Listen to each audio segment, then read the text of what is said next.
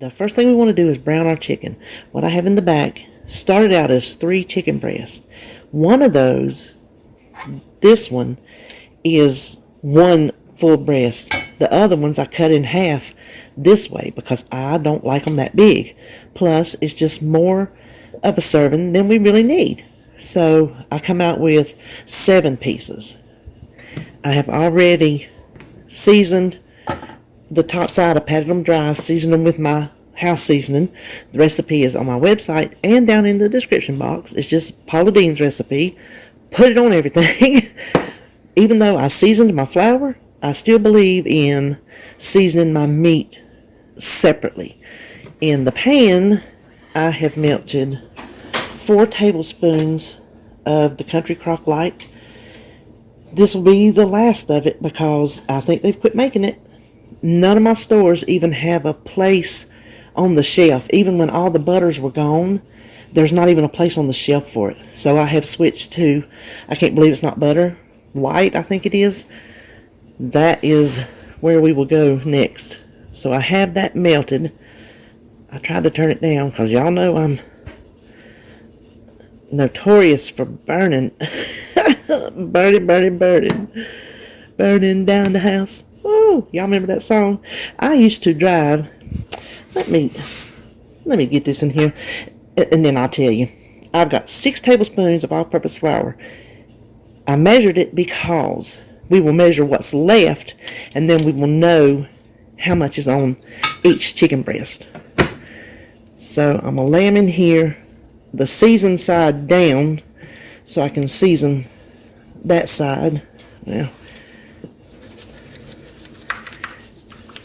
what I was going to tell you, that song was popular in the 80s.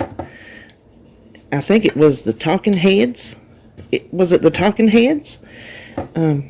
Burning down the house, my house. Something. Anyway, I used to drive back and forth to college, and I went to college in the mountains. And oh my gosh, beautiful scenic drive. And there was a way to get there up the interstate on the back side of the mountain or on the front side of the mountain going round the mountain curves. Which one did I pick? Round the mountain curves, because that is the one I grew up taking. I mean, my whole life going to my mom and papa's mountain house in Tennessee. Well, back then, I was driving a 68 Ford Galaxy 500. I'm pretty sure is what it was called. I turned that down to not burn it. Now I don't think I got it high enough. There we go. Green. Oh my gosh. Straight seats all the way across the front. You know, you know the car I'm talking about. And this was in the 80s, so I was kind of a little behind the times. But you know what? I was thankful that I was provided a car. So I did not complain. But it didn't have any kind of music other than the radio. And there was not a whole lot of radio going up and down that mountain. Well, I had my boom box. Yes, yes I did. I had my boom box and my tapes. And I made a tape. And that was one of my most favorite songs to blast going back and forth to school. And it always pumped me up because I thought I was grown, y'all. I was grown on my own, driving by myself. I think that is what put that love of getting in my car and driving to this day. It is just a sense of, I don't even know how to describe it. It's a sense of freedom, really. So, yeah. Anyway, that's what I did. Drive up and down the mountain, singing that song as loud as my little boom box would go. Oh gosh. Anyway, we're gonna brown this chicken. Let me get my little splatter screen. I got that at the dollar store. See if that'll keep some of that mess off the stove. Now let's measure this flour while that is working. Yeah, we didn't use a whole, we didn't use a whole lot. 1, 2, 3, I'll say 4. By the time I get that in there, that will be 4. So we used 4 for -6. We used 2 tablespoons of flour on all that chicken. So that is what we will put in the recipe builder. And I'm not going to, if you're on green, weigh your chicken. Obviously, blue and purple, I'm just going to count it as 7 pieces. Whatever the difference in size, I'm not going to split those hairs. And just divide the 2 tablespoons of flour by the 7 pieces of chicken. And that's how many points I will give that chicken. I will come back when I have it browned on both sides, and we'll put the casserole together. Okay, I am pretty sure the chicken is brown, and this did absolutely keep what little bits would splatter from splattering. So we're not cooking the chicken, we're just browning it.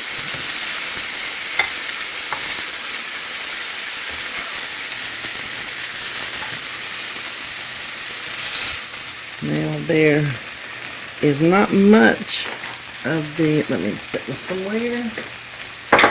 There's not much of the butter left, so I'm just going to put a drizzle of avocado oil, and you know I don't count it, so you do whatever you think. We're just going to add, I don't know, 2 handfuls of onion, maybe half of an onion, would you say, depending on the size.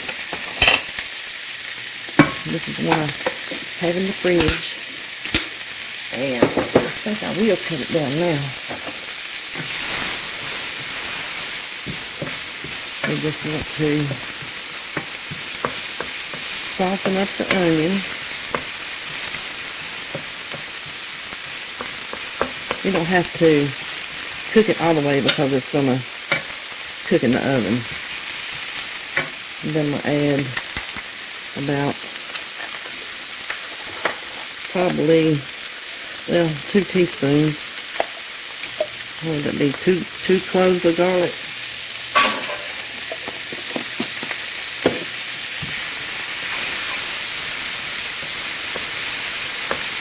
Move it around a little bit. We won't burn it. Her famous last words. Now, the next thing we want to add, and I'm going to slide that back. Ooh, get off of there. Just to make sure I don't burn it, is our regular white rice. Let's keep mine in a jar. We want to add 1.5 cups. So I have a 1/2 cup measure. Now this should make 4.5 cups of rice. If it comes out as the standard measurement says it should. So we just want to brown this just a little bit. Alright, I turned the heat up a little bit to get it brown a little bit quicker. So you can see it has started to turn golden.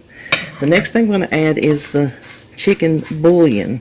I think it has more flavor than just a can of chicken broth. So I just use the Knorr chicken bouillon. I'm using 2 teaspoons in 3 cups of water. And I had already set it aside to dissolve. Now, this measuring cup, I should have used my bigger one. It holds almost 3 cups of water. So I have just that much more to bake by 3. Now let's heat this until it is good and boiling. Now let's slide you over here. So we have our 9x13, and it has been sprayed. So we're just going to pour this in here carefully.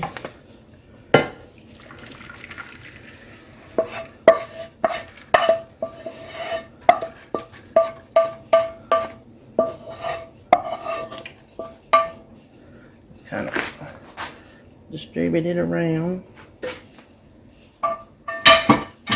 And then let me get my chicken. We will just put the chicken right back in here. So we're going to have 4.5 to 5 cups of rice, and the points will be how much rice you want, because there's no points in the chicken broth. I don't count that little bit of oil, and even if you did, I'll just pour that juice back in there. Even if you did, it's not going to separate out to that much to be a point. Now we just want to cover it. I've got my oven, hold on.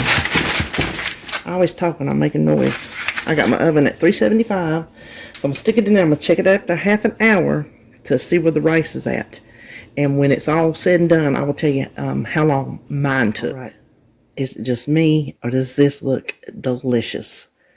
It cooked a half hour on the dot. I checked the corner. It's nice, it's fluffy. All the liquid has absorbed. I cooled it off and tasted it, and it's absolutely delicious. Now, let's serve it up. I'm going to take one chicken, and I'll get a half a cup of rice. Look at that. Can you see how fluffy that is? Baked in the oven. Oh my goodness. Y'all. This here is thebomb.com.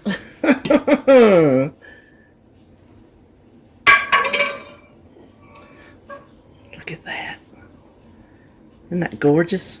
That half a cup of rice is 3 points. The chicken is 0, because when I put it in the recipe builder with that 2 tablespoons of flour, it comes out to 1 through, I think, 3 pieces of chicken for 0 points, because the points in that flour are just minimal. Now let's cut open our chicken and see how it looks, shall we?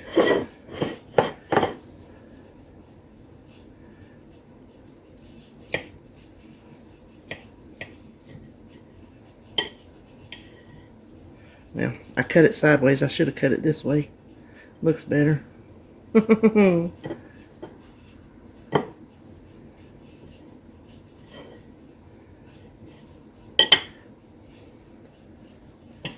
There. All nice and done. I am going to taste it, though, if it's not too hot. Pretty scalding. You know what? I'm going to taste a little bite of rice with a little bite of chicken. Let me cool this off, and then I'll come back and tell you about it. Alright, I'm going to tell you what. That is some kind of good. I highly recommend it. Nice, good, homey meal. And you saw how easy it was. So there you have it. Baked chicken and rice.